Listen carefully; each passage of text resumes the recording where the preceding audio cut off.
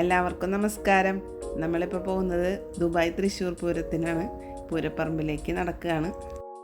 നെറ്റിപ്പട്ടം കെട്ടിയ ഒരു കൊമ്പൻ എല്ലാവരെയും വെൽക്കം ചെയ്തുകൊണ്ട് ഫ്രണ്ടിൽ തന്നെ നിൽക്കുന്നുണ്ട്.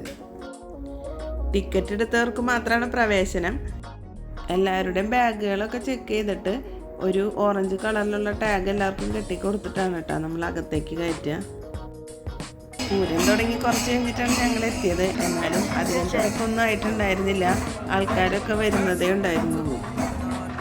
ഇനി നമുക്ക് കുറച്ചു നേരം ആനോത്സവം കാണാം.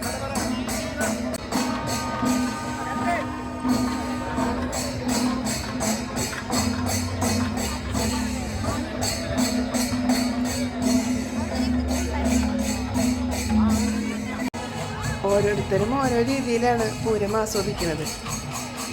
എൻ്റെ ഹസ്ബൻഡ് വീട്ടിൽ നിന്ന് പോന്നപ്പോൾ തന്നെ ഒരു പാക്കറ്റ് ബലൂണും അത് വീർപ്പിക്കാനുള്ള ഒരു ചെറിയ എയർ പമ്പൊക്കെ ആയിട്ടാണ് വന്നേക്കുന്നത്. കുറച്ച് നേരത്തേക്ക് ഈ ബലൂണുകളൊക്കെ വീർപ്പിച്ച് കുട്ടികൾക്കും ആവശ്യക്കാർക്കും ഒക്കെ കൊടുക്കുക എന്നുള്ളതായിരുന്നു ആളുടെ വിനോദം.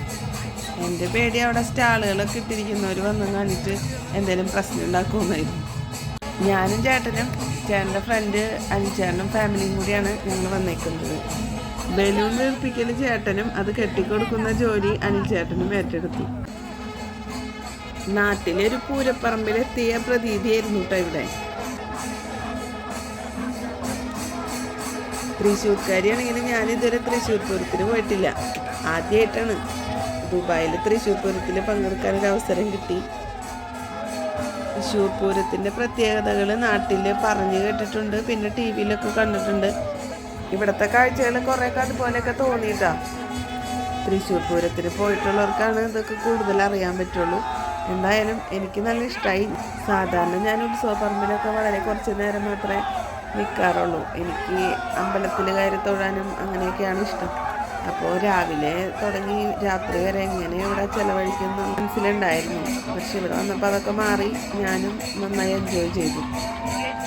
നമ്മുടെ സാംസ്കാരിക തലസ്ഥാനമായ തൃശ്ശൂരിൻ്റെ ഒരു ഏറ്റവും പ്രധാനപ്പെട്ട ഉത്സവമായ തൃശ്ശൂർ പൂരം ഇത്ര ഭംഗിയായിട്ട് UAE പോലുള്ളൊരു വിദേശ രാജ്യത്ത് അവതരിപ്പിക്കാനായിട്ട് ഇതിൻ്റെ പിന്നിൽ പ്രവർത്തിച്ച സംഘാടകർക്കും പിന്നെ നമ്മുടെ UAE ഭരണാധികാരികൾക്കും എത്ര നന്ദി പറഞ്ഞാലും മതിയാവില്ല. പൂരത്തോടനുബന്ധിച്ച് തലേ ദിവസവും കുറച്ച് പ്രോഗ്രാംസൊക്കെ ഉണ്ടായിരുന്നു. അതിൻ്റെ വീഡിയോ ഞാൻ മുമ്പ് അപ്ലോഡ് ചെയ്തിട്ടുണ്ട്. അതിൻ്റെ ലിങ്ക് ഡിസ്ക്രിപ്ഷനിൽ കൊടുക്കാം.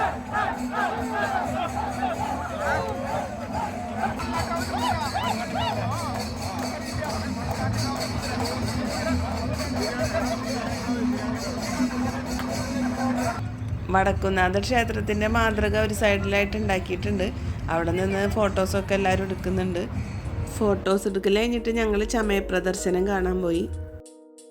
ആനച്ചമയങ്ങളൊക്കെ നല്ല ഭംഗിയിൽ ഇവിടെ സെറ്റ് ചെയ്തിട്ടുണ്ട്.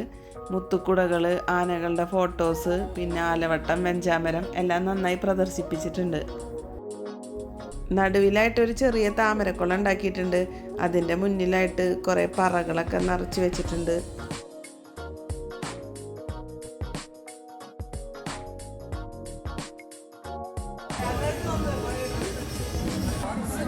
ചമയ പ്രദർശനം കണ്ടു കഴിഞ്ഞിട്ട് ഞങ്ങൾ വീണ്ടും ആനയുടെ അടുത്തേക്ക് പോയി. അപ്പോൾ കുറച്ച് തിരക്ക് കുറവായിരുന്നു. അപ്പോൾ ആനകളുടെ അടുത്തുനിന്ന് ഫോട്ടോസൊക്കെ എടുക്കാൻ പറ്റി. ആനനെ തള്ളിക്കൊണ്ടുപോകുന്ന കാഴ്ച കണ്ടില്ലേ? ഒറ്റ നോട്ടത്തിൽ ഇവരെ കണ്ട ശരിക്കുള്ള ആനയല്ലാന്ന് ഒരാളും പറയില്ല. ചെവികളൊക്കെ ആട്ടി തുമ്പിക്കൈയൊക്കെ ഇളക്കി കണ്ണ് കണ്ടാലും നമ്മൾ നോക്കണ പോലെ തോന്നും. ഇവിടെ ആകെ ഒരു കുറവായി തോന്നിയത് ആനയുടെ സ്മെല്ലാണ്. അതുണ്ടാക്കാനായിട്ട് ആനപ്പിണ്ടവും ആനയുടെ മൂത്രവും ഒക്കെ കുറേശ്ശെ അവിടെ ഇവിടെയൊക്കെ ആയിട്ട് കൊണ്ടുവന്നിട്ടാണെങ്കിൽ കുറച്ചുകൂടെ ഒറിജിനാലിറ്റി കിട്ടുമെന്ന് തോന്നും. പിന്നെ കുറച്ച് തെങ്ങോലയും പനയോലയൊക്കെ ആനയ്ക്ക് തിന്നാനായിട്ട് ഉത്സവപ്പറമ്പിൽ ഇട്ട് കൊടുക്കുന്ന പോലെ കൊടുക്കുക. ഇത്ര ധൈര്യമായിട്ട് ആനയുടെ അടുത്തുനിന്ന് ഞാൻ ഇതുവരെ ഒരു ഫോട്ടോ എടുത്തിട്ടില്ല. ഇവിടെ സ്ത്രീകളൊക്കെ ധൈര്യമായിട്ട് ആനപ്പുറത്ത് കയറിയിരിക്കുന്നുണ്ട് കേട്ടോ. നീലത്താമര ഫിലിമിലൂടെ ഫേമസ് ആയ നമ്മുടെ സിനിമാ നടൻ കൈലാസിനെ ഇവിടെ വെച്ച് കാണാൻ സാധിച്ചു. എൻ്റെ താഴെയുള്ള അനിയൻ അജിത്താണ് എനിക്ക് കൈലാസിനെ പരിചയപ്പെടുത്തി തന്നത്. ആനോത്സവം കണ്ടു കഴിഞ്ഞു. ഇനി നമുക്ക് കുറച്ച് നേരം കാവടിയാട്ടവും ചെണ്ടമേളമൊക്കെ ആസ്വദിക്കാം.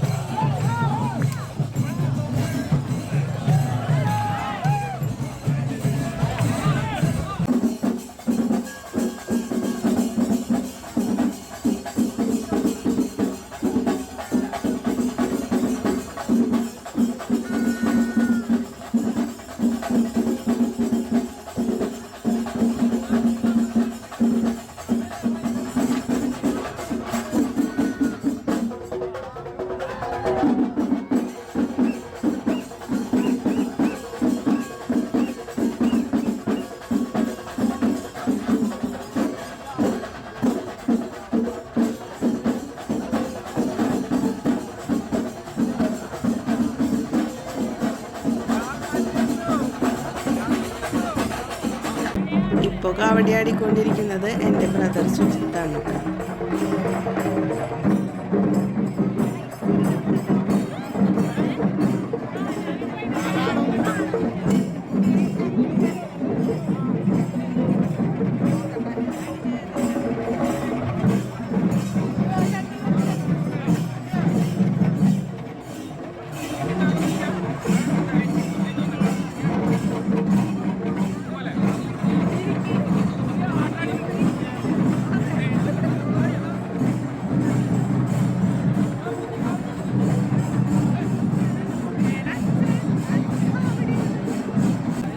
ഗ്ലാസ് തലയിൽ വെച്ച് അതിന് മുകളിൽ കാവടി വെച്ച് ആടുന്നത് നിങ്ങൾ ആരെങ്കിലും കണ്ടിട്ടുണ്ടോ?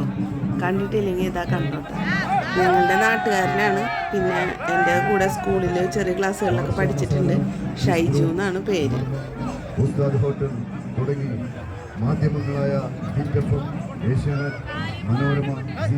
ഇത് സജീഷ് എൻ്റെ ഒപ്പം സ്കൂളിൽ പഠിച്ച ഫ്രണ്ടാണ്. എൻ്റെ അനിയൻ്റെ ഫ്രണ്ടും കൊണ്ട് കൂടെ. ഇവരെയൊക്കെ നമ്മൾ അവിടെ വെച്ച് കണ്ടതാണ്. ഇത് എൻ്റെ ബ്രദർ സുജിത്തിൻ്റെ ഭാര്യ മക്കളാണ്. അനിയൻ്റെ മോനാണ് കേട്ടോ അതേ ഓടിക്കളിച്ചെടുക്കണ ആദുട്ടൻ.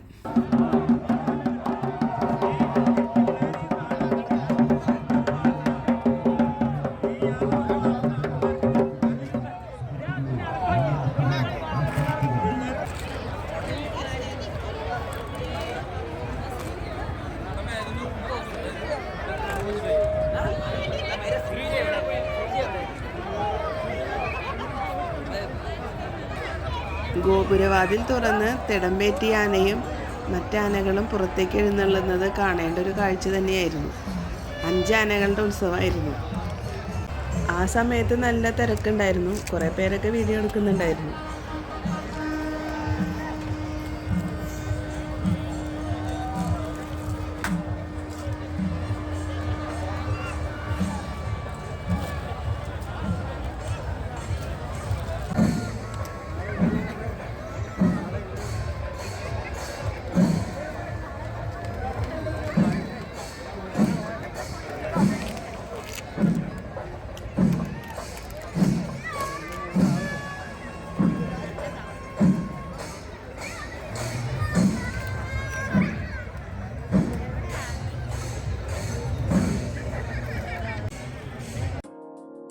പിന്നെ ഞാനും ചേട്ടനും കുറച്ച് ഫോട്ടോസ് എടുത്തു. ഇതെൻ്റെ ബ്രദർ അജിത്തും മോനുമാണ്. പിറ്റേ ദിവസം ഒരു നാട്ടിൽ പോകാനിരുന്നത് കൊണ്ട് വൈഫ് വന്നിട്ടുണ്ടായിരുന്നില്ല. ഇത് സുജിത്തിൻ്റെ ഫാമിലിയാണ്. ഞങ്ങൾ ഫോട്ടോ എടുക്കണ നേരത്തെ അവൻ ആ ഭാഗത്തേ ഉണ്ടായിരുന്നില്ല.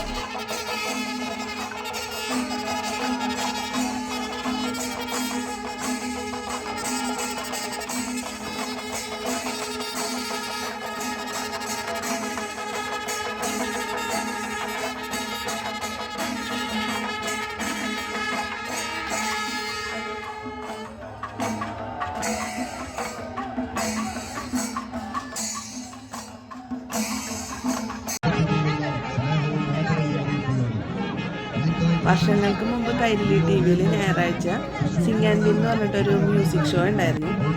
നിഖിലും നിമ്മിയായിരുന്നു ആദ്യകാലത്ത് അതിൻ്റെ അവതാരകർ. ഞങ്ങളെല്ലാവരും അതിൻ്റെ സ്ഥിരം പ്രേക്ഷകരായിരുന്നു. നിമ്മി ഇപ്പോൾ ഇവിടെ റേഡിയോ ജോക്കിയായിട്ട് വർക്ക് ചെയ്യാണ്. അപ്പോൾ നിമ്മി വന്നിട്ടുണ്ടായിരുന്നു. സുജിത്താണ് എന്നെ വിളിച്ച് പറഞ്ഞത്. അപ്രതീക്ഷിതമായി നിമ്മി ഇവിടെ വെച്ച് കാണാൻ കഴിഞ്ഞത് മറ്റൊരു സന്തോഷം. ഉത്സവമൊക്കെ കഴിഞ്ഞ് ഞങ്ങൾ സ്റ്റാളുകളിലൊക്കെ കയറി. എല്ലായിടത്തും തിരക്കുണ്ടായിരുന്നു. ഭക്ഷണമൊക്കെ കഴിച്ചു. പിന്നെയും അവിടെ കുറേ സമയം ചിലവഴിച്ചു. പിന്നെ രാത്രിപൂരവും ഗാനമേളയൊക്കെ കണ്ടിട്ടാണ് ഞങ്ങൾ തിരിച്ചു പോകുന്നത്. രാത്രിപൂരത്തിൻ്റെ വിശേഷങ്ങൾ നമുക്ക് മറ്റൊരു വീഡിയോയിലൂടെ കാണാം. അപ്പോൾ നമ്മുടെ പകൽപൂരം വീഡിയോ ഇവിടെ വൈൻഡപ്പ് ചെയ്യുകയാണ്. അടുത്ത വീഡിയോയുമായി വീണ്ടും കാണുന്നത് വരെ നന്ദി, നമസ്കാരം.